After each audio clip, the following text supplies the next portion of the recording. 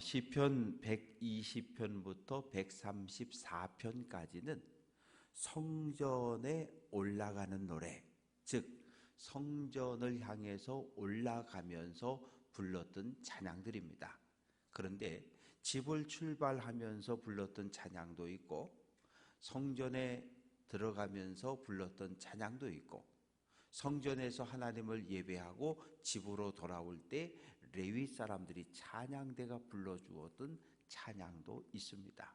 분명한 것은 120편부터 134편까지는 모두가 예루살렘 성전과 관련되어진 그런 찬양들입니다.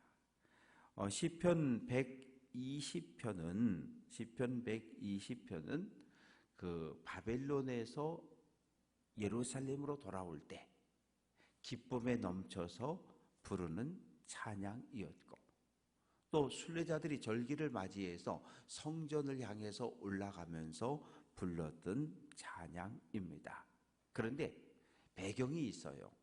도액이라고 하는 사울 왕의 신하가 있었는데, 다윗이 막 도망을 치니까 사울 왕이 전국에 지명 수배를 내렸어요. 그런데 아무도 다윗을 신고하지 않아요. 그 다윗이 막 화를 벌컥벌컥 냅니다. 사울 왕이 화를 냅니다. 다윗이 어디에 있는지 왜 신고를 하지 않느냐고. 그때 도액이라고 하는 사람이, 왕이여, 다윗이 지금 어디에 숨어 있습니다.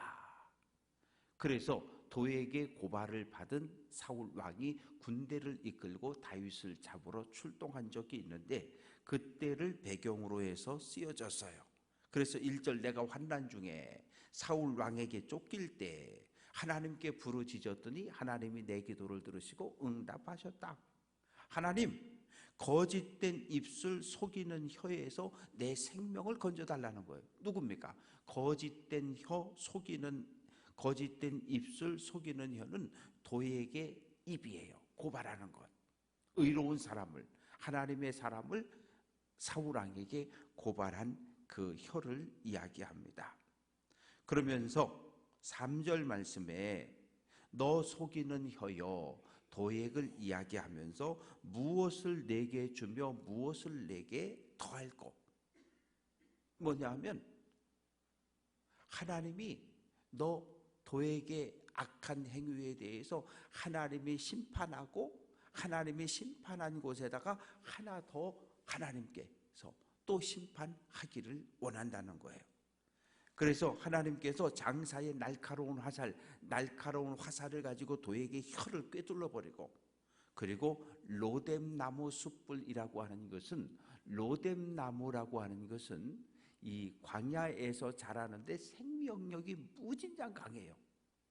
아주 뿌리가 밑에까지 쫙 뻗는데, 이 로뎀나무 뿌리를 말려서 땔감으로 쓰면 아주 화력이 강하고 불이 오래 간다 그래요.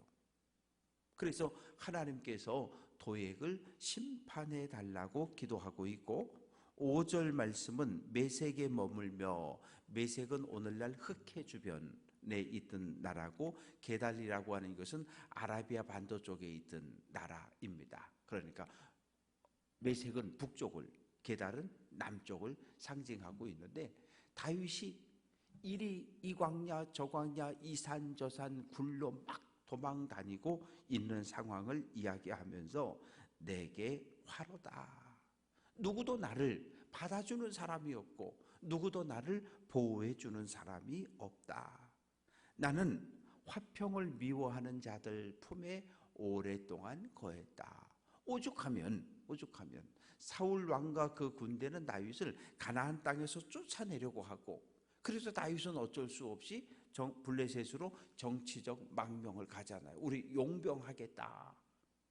그러나 그곳에 가 있었지만 그곳에도 평화는 없었다는 거예요. 왜? 다윗이 골리앗 장군을 죽인 이스라엘의 장군이라고 하는 사실을 알아낸 블레셋 장군들이 다윗을 죽이자고 달려들기 때문에. 그래서 오죽하면 미친 사람 흉내를 내고 수염을 쥐어뜯고 침을 줄줄줄 흘리면서, 그래서 그 위기를 벗어난 이야기가 배경이 됩니다. 121 1편은 저자는 알 수 없지만 바벨론에서 돌아오던 포로들이 불렀던 찬양이고 또 성전을 올라가며 불렀던 찬양인데 1절 말씀 보면 이 여리고는 그 바다 밑 200m, 그리고 예루살렘 성전은 해발 760m, 그러니까 이게 거의 1000m, 높이가 1000m이기 때문에 여리고에서부터 올라가요. 이게 36km입니다. 평지 같으면 그냥 가요. 그런데 워낙 올라가 가다 보니까 성전까지 하루에 못 가는 겁니다. 그래서 감람산 아래 중턱에 있는 베단이라고 하는 그 마을에서 반드시 하루를 쉬고, 그리고 먹고 자고 힘을 얻어서 이제 감람산 언덕을 넘어서 성전을 향해서 내려가는데, 이제 성전이 거의 다 보이는 거예요. 내가 시온산을 향해서 눈을 들리라. 나의 도움이 어디서 올고 누가 날 도와줄 건가? 나의 도움은 하늘과 땅을 지으신 하나님에게서 온다. 하나님은 나를 실족하지 않게 한다. 실족한다고 하는 것은 발이 미끄러진다는 거거든요. 넘어진다는 거거든요. 왜 이런 표현을 썼냐 하면 이 예루살렘으로 올라가는 이 언덕길은 석회석 돌들이 많아요. 그래서 미끄러지기도 하고 돌에 걸려서 넘어지기도 하고 이런 일들이 많았어요. 그래서 발이 미끄러지지 않도록, 걸려서 넘어지지 않도록 하나님께서 지켜주시고, 너를 지키시는 이는 졸지도 않는다. 졸지도 않고 주무시지도 않는다. 왜 이런 표현이 들어왔나 하면 당시 애굽 사람들이 믿었던 푸타신, 그리고 가나안 7부족이 믿었던 엘신, 바알, 그리고 또 이 아시리아나 바벨론 쪽에서 믿었던 마르둑, 이런 신들은 하루에 일정 시간을 잔다고 믿었어요. 그래서 신이 잠을 자는 시간에는 조용히 해야 돼요. 그러나 이방의 신들은 피곤해서 잠도 자지만 이스라엘을 지키는 하나님은 졸지도 주무시지도 않는 하나님. 내 오른쪽에서 그늘이 되어 주신다. 낮에 해 45도, 50도, 55도 그 뜨거운 햇볕에서 보호해 주시고, 밤에 추위, 낮에는 55도 막 이렇게 올라가고 밤이 되면 15도까지 떨어져요. 그럼 일교차가 얼마입니까? 35도, 40도가 나기 때문에 저녁에 사람이 얼어 죽어요. 그러니 낮에 뜨거움에서도 보호해 주는 게 중요하지만 밤의 추위에서도 보호해 주시는 하나님이심을 고백하면서 8절, 여호와께서 너희의 출입을, 나갔다가 들어오는 이 모든 것을 하나님께서 보호해 주신다 고백을 하고 있습니다. 122편은 다윗이 썼다 이렇게 기록을 하고 있습니다. 이스라엘의 3대 절기, 유월절과 무교절, 초막절, 장막절 3대 절기에 꼭 불리어졌던 그런 찬양입니다. 1절 말씀 보면 여호와의 집에 올라가자, 여호와의 집에 올라가자 할 때 내가 기뻤다. 옛날 생각해 보면 돼요. 차들이 별로 없을 때, 다 교인들이 교회 주변에 살 때, 교회 가다가 아무개 집사 교회 가자 그러면 네 권사님, 그리고 가방 들고 쫓아나와서 함께 이렇게 오고 속해 모이고 그런 거 생각해 보면 돼요. 그래서 성전에 올라갈 때는 혼자 가는 거 아니에요. 지파, 마을, 가족들이 함께 움직이는 것, 함께 움직입니다.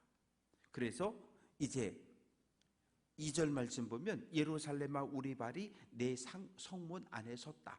갈릴리에서 출발하면 열흘 걸리거든요. 예루살렘까지 열흘을 걸어서 이제 막 예루살렘 성 안에 발이 딱 도착했을 때, 그러면 찬양대가 막 찬양을 부르면서 환영해 주는 이런 기쁨 속에서 하나님을 찬양합니다.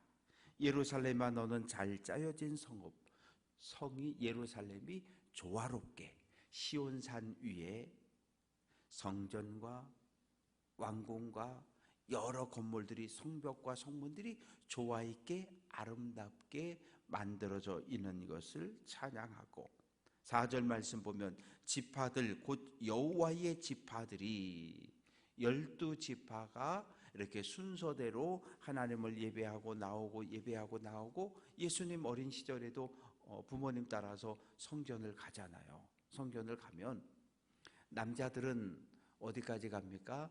유대 남자들의 뜰까지 들어가고 여인들은 여인들의 뜰까지 들어가고, 그러다 보니까 예수님을 잃어버리는 이런 사건이 벌어졌는데 지파별, 가족별로 이렇게 이동을 합니다.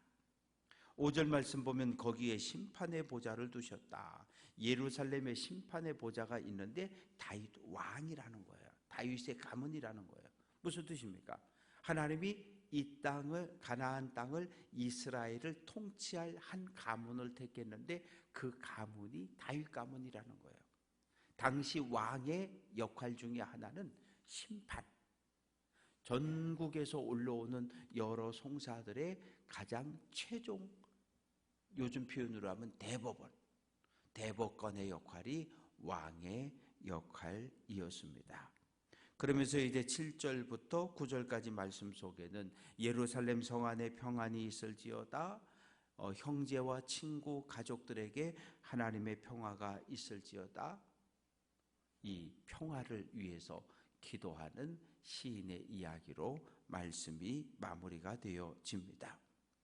우리는 믿음의 길을 걸어가면서 찬양을 합니다.